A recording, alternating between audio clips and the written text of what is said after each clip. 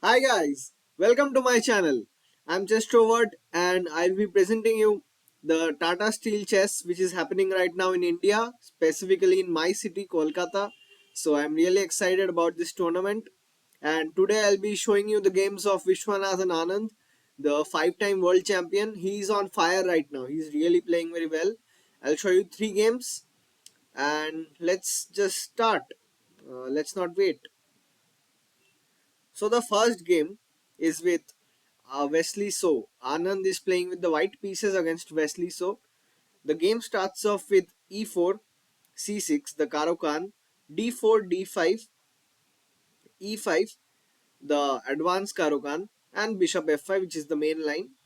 And then knight is played out to d2, and then Wesley So creates this pawn chain. As you can see, this pawn chain. Next, knight goes over to b3, and now knight comes up.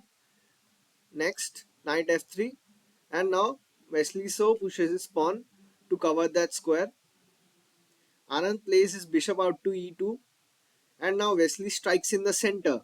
Anand captures, bishop captures, knight takes, and now castles from Anand. Knight comes out, knight centralizes itself on the d4 square, bishop comes to e4, and bishop e3 has been played by Anand. Queen comes to c7, and now f4, grabbing some space on the king side. Knight comes up to f5, knight takes f5, ef5, c3, rook c8, a4, short castles from Wesley, and now Anand pushes his pawn grabbing some space. The queen comes to c6. In case you are not getting the sound of the pieces, don't mind, there is some technical issue or glitch. I'll try to bring it back, but in this video I don't think it will come back. Let's see. Rook f2, h6, bishop f1, knight e6. There is some maneuvering of the pieces going on, and now bishop goes over to attack the queen. Wesley has to move his queen. He moves it over to e7, and the rook goes to b4. And now Wesley strikes with g5. Pawn takes, and now g3 has been played by Anand. Rook comes up to c6. Bishop comes up to g2, and the knight goes back. Bishop comes back. The rook doubles up on the c file, and now bishop comes back. Rook goes over to g6. Bishop goes to d4, and now f4 has been played by Wesley. So striking at Anand's castle over here. This pawn triangle or this castle which he has made. Wesley Stroh is striking over here. He wants to open this up and he wants to attack. Let's see what happens. Queen comes up, bishop takes, rook takes, and now knight centralizes itself. Right now, till now the position is equal. Nothing much is going on. And now bishop has been played over to the b6 square. As you can see, b6 over here is like a good outpost. The bishop can sit here for the entirety of the game and it can't be disturbed at all. So, and it can be a really good attacker over there. Next, Wesley brings his king up. Anand plays queen d3, pawn push, Wesley takes, and now Wesley blunders. Why is this a blunder? Because at the next move, Anand will capture over here. Knight takes, and Anand infiltrates with his queen over to the crucial f5 square. He finds this continuation, and now after the knight goes over to give a check, it doesn't matter because the king will move, and whatever Wesley plays, the bishop and the queen both have a very strong vision over the king, and they are getting ready to attack. Now Wesley has to play defensively, and he does. And Anand here capitalizes. He gives a check with the bishop. The knight goes back. The pawn attacks the knight, and now the king goes back. And the knight has been captured by Anand. And here he is just completely a piece up, and Anand wins against Wesley. So starting off with a win.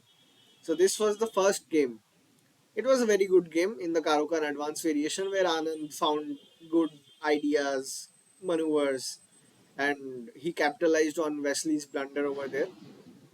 So let's move on to the next game, guys. Game 2. Game 2 is with Anand versus Wei from China. And the game, sorry, I'm giving the spoiler from beginning. Okay. The game starts off with e4, c5, the Sicilian defense, knight f3, d6, d4, cd4, knight d4, knight f6, and all of this normal stuff is going on. Knight comes back, the pawn pushes forward. Anand strikes that pawn, he wants to attack that pawn, but Wei says that okay, there's no problem, I will just attack your knight. The knight centralizes itself, knight takes, pawn takes, and now short castles. Anand puts his knight on c4, the knight comes to d7, and now Anand grabs some space with his pawn. Rook comes over to the b8 square, bishop e2 has been played, and f5, grabbing space.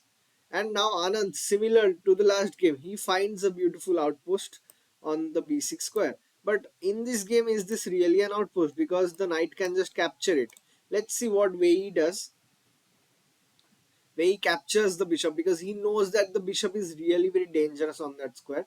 He simply captures it. He doesn't want to let it sit on the b6 square. Next, knight takes. But as you can see in that process, what happened? The bishop is gone, but the knight, the beautiful knight, is sitting on this outpost and it is covering so many squares, so many crucial squares, right? Let's see what happens. Where he plays e4, then queen d4 has been played to cover up this diagonal. Now, in case you were thinking what happens if bishop f6 is played, nothing. Bishop f6 is played, it will be met with queen takes this pawn. That's just nothing. So he doesn't go for that attack at all. He pushes his pawn, pawn takes, and now bishop f6 has been played, but Anand simply puts his queen back. There is no danger in that. And now, just a minute, f4 has been played by Wei, and now rook comes up to a4. Now f3 attacking the bishop, pawn takes, bishop takes, and now the bishop captures the pawn. And now Anand attacks the bishop with his own bishop. Queen gives a check to the king. King just moves to f1 and bishop captures. Rook captures. Bishop comes up to e5 and the queen here pinning this bishop to the queen. Sorry, this queen. Even though it's not like a proper pin because if the bishop moves, the queen will take the queen and it will just be captured again. So it's not a dangerous pin. Let's see what happens. Queen comes up to f7 and the king comes up to g2. And now the rook has been attacked. Rook moves over to e4 attacking the bishop. Queen gives a check, king goes back. The queen is slowly coming forward in white's territory and Anand can sense it, and black completely winning here. As you can see, black's evaluation bar is completely dominant. Wesley captures, sorry, Wesley, no, Wei. The names are pretty similar, so I keep mixing them up. Captures the pawn, and now rook attacks the bishop. The bishop simply goes back after capturing the pawn. As you can see, he has 1, 2, 3, 4 against Anand's 1, 2, 3, 4. Okay, all of the pawns are equal number of pawns. And now queen comes up to e3. Bishop f4. Queen f3 has been played. And the rook comes over to e8. Rook takes, rook takes. The rook comes back to g1. Rook moves forward. King g2 has been played. Queen gives a check. King just goes back. And after repetition of moves, Anand does not want to draw the game, it seems. And he attacks the queen. And the game ends in a draw because as you can see, the evaluation is pretty, sorry about that, the evaluation is pretty equal and it was heading towards a draw anyways, because there was a repetition of moves. And here in this position, this knight is beautifully placed, this queen is over here, the rook is over here, and pawn wise both the players have 4 pawns each.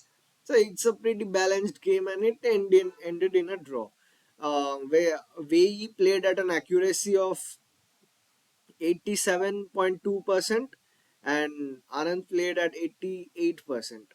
So yeah, it ended in a draw. Let's look at the third game between Vishwanathan Anand and just let the game appear.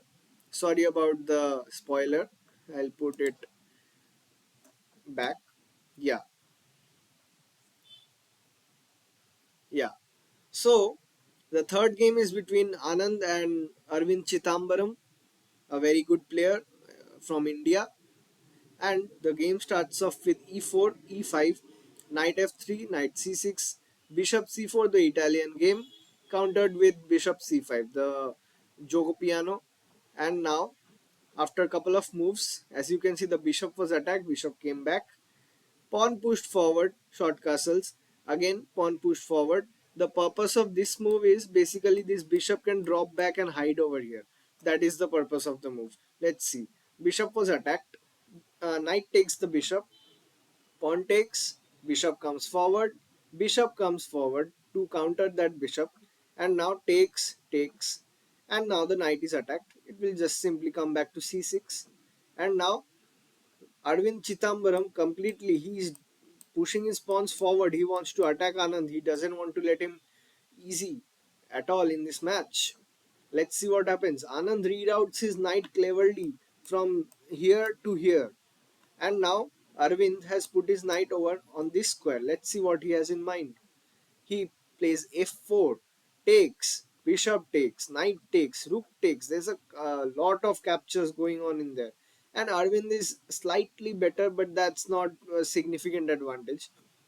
Knight goes back, because if the knight didn't go back, as you can see what would have happened, this pawn would have come forward and that would be a fork. He doesn't want to let that happen, obviously. Knight goes back, and now pawn pushes forward. The pawn doesn't capture, it doesn't, Arvind doesn't want to capture. He plays pawn forward, attacks the knight. Knight goes back, the queen comes to support the pawn, and now rook comes up to e8. And now Arvind creates this beautiful chain of pawns in the center of the board. It is really good for him. But as you can see, black is slightly better. Here, completely why I don't know. But let's see how the game goes out. Rook comes up to this file because Rook wants to attack the black king, who wants to attack the castle of the black king. The queen comes up to f5, and now queen d2 has been played. Pawn takes, pawn takes. Pawn comes up to c6. The rook comes to f4. Queen moves over. The rook attacks the queen again. Queen moves over again. And now the second rook joins the party.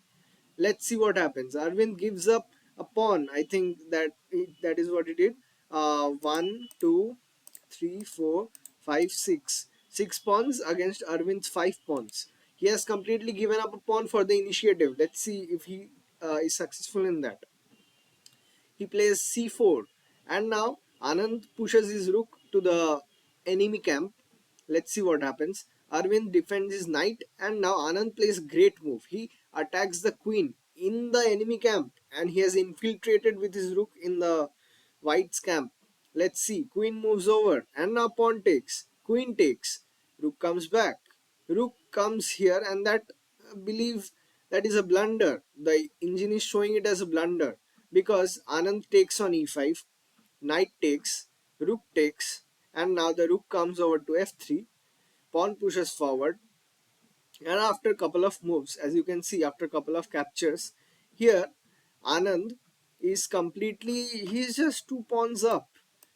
He's 2 pawns up, and his main idea will be to roll these pawns over to the uh, other side of the board and promote to queens. That's what he wants to do. And Arvind is completely helpless over here. He has no compensation, nothing. Okay, let's see how the game goes out. After a couple of moves, Anand moves his pawns towards that side of the board. As I said, that was the main plan. And after this move, Arvind resigned and Anand won the game because he has just 2 pawns up, and at their level, at the grandmaster level, this is just lost. So in this manner, Anand played his first 3 games and he secured 2.5 out of 3, I believe.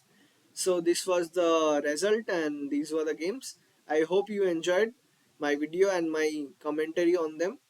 So I'll be presenting you the games in future, also from other players as well, depending on the quality of games. Yeah, so thank you for watching. Please like, share, and subscribe to Chesstrovert, and comment down below your favorite opening if you have any favorite opening. So, yeah, I'll see you all in the next video. Goodbye, guys.